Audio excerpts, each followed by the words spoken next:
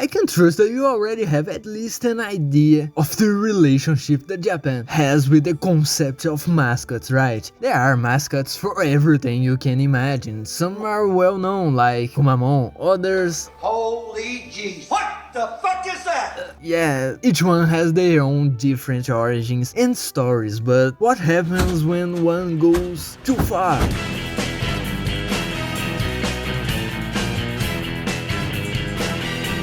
Right. I know it's not an anime, it's not a manga, but hear me out, because today I want to talk about a mascot. More precisely, another mascot, okay? This mascot, how many times I'm going to say mascots in this video? But anyway, these mascots are called Yugo Kyaga. But I'm not here to tell the story of this type of mascots in Japan. Not yet, because what I want to talk about here are the Gotochi Kyaga, the regional Yugo Kyaga that serve to represent a physical place really, like Kumamon represents the city of Kumamoto, but even reducing the number of all Japanese mascots to just those that represent a place, there are still so many that you'll go through generations and won't be able to see them all. And with so many, some have their creations a little different. In addition to the classic, local government wants to help and promote tourism into a cute little creature.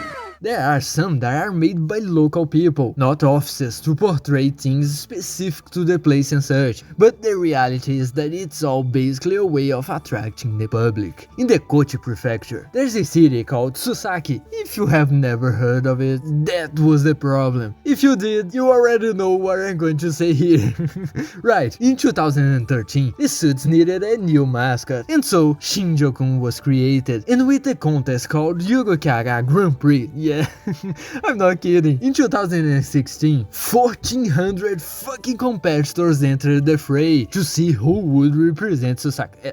That is, not just Susaki itself, but represent who's the most popular. It's a competition for the entire country, but okay, if you weren't believing that this stuff was serious, now you are starting to understand. It's amazing. This legal guy won. The representative of the small town of Susaki captured everyone's hearts. Shinjo-kun, another with a bowl of ramen on its head, but well, why another, right? There's so much out there, so why another? An extinct one at that. It turns out that the Shinjo River, which runs along the side of Susaki, was the last recorded location of the Japanese river otter. Look how white she is! Before it completely disappeared from the world. So the mascot represented this, and he became very famous. But in 2016, something different in the local river appeared, to put the city more on the Japanese people's radar. This is Titan, the otter who became an honorary tourism ambassador for winning people's hearts, and even had a TV show in Kanto. Legal thing was hella cute. Then, to promote her popularity, of course, they made a mascot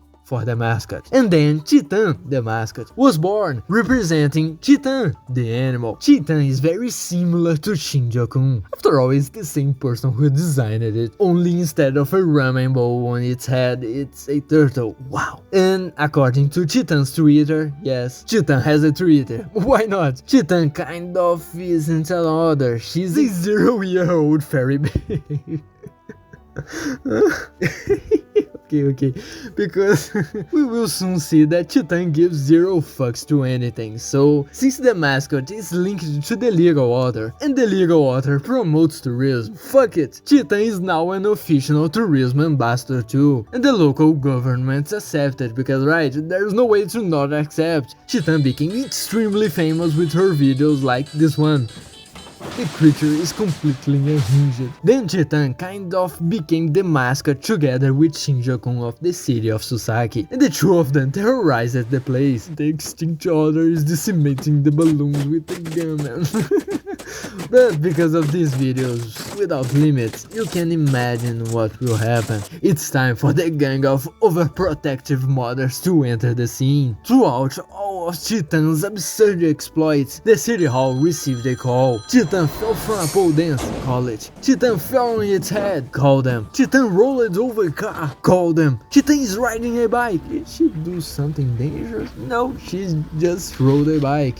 Menacingly, call the city hall. The city cannot be represented by a crazy mascot that threatens to come to your house and beat you up with a baseball bat like the NHK man. And at last, Susaki City Hall caved in to their demands. Titan was flying high and its wings were cut off. Poor 0-year-old fairy baby. Just like Icarus from ancient times, she flew too close to the sun and got burned. In 2019, Susaki pulled the plug. Titan is no more. Titan was banished from even seeing her best friend Shinjo-kun, and she was ordered to suspend all her activities immediately. Its actions will not be tolerated, and because of this, Titan lost a unique opportunity to have a TV show, a game. Its anime went to hell, and finally, the government sent the papers suing Titan for copyright. Titan received the X that every anime YouTuber feels on their skin. But do you really think that Titan, the same one who did this and this,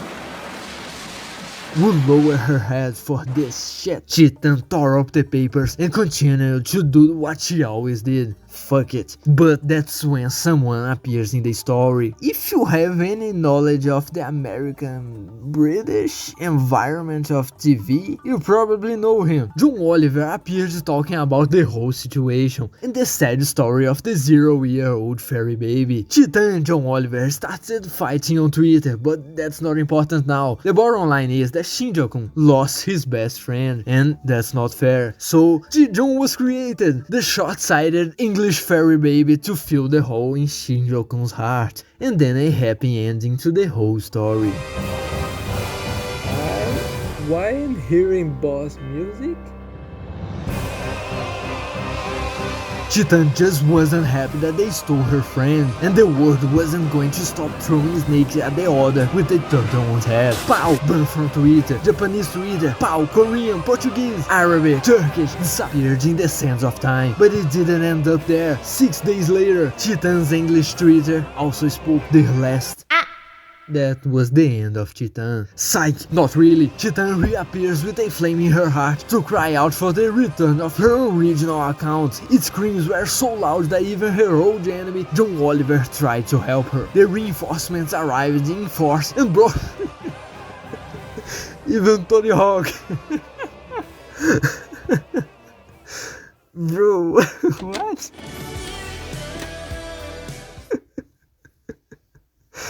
Yeah, but in the end, nothing was resolved. Even the Twitter account of Titan, the animal, was suspended. Not only that, the antics of Titan, the mascot, made Titan, the animal, lose its post as a tourism ambassador. Poor Oda had nothing to do with anything, but as always, Titan doesn't give up. Titan will not die. And the Susaki killing fields after Titan created widespread anarchy is now at peace after it all. And the lawsuit regarding the alleged 0-year-old fairy baby otter was archived.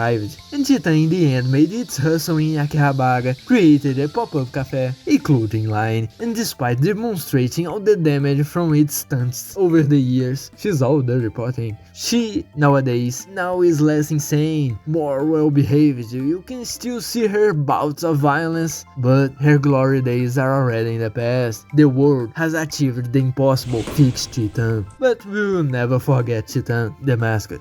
But the other two, we won't forget her, poor thing. Later we'll talk about Funashi and Ozzy Osbourne.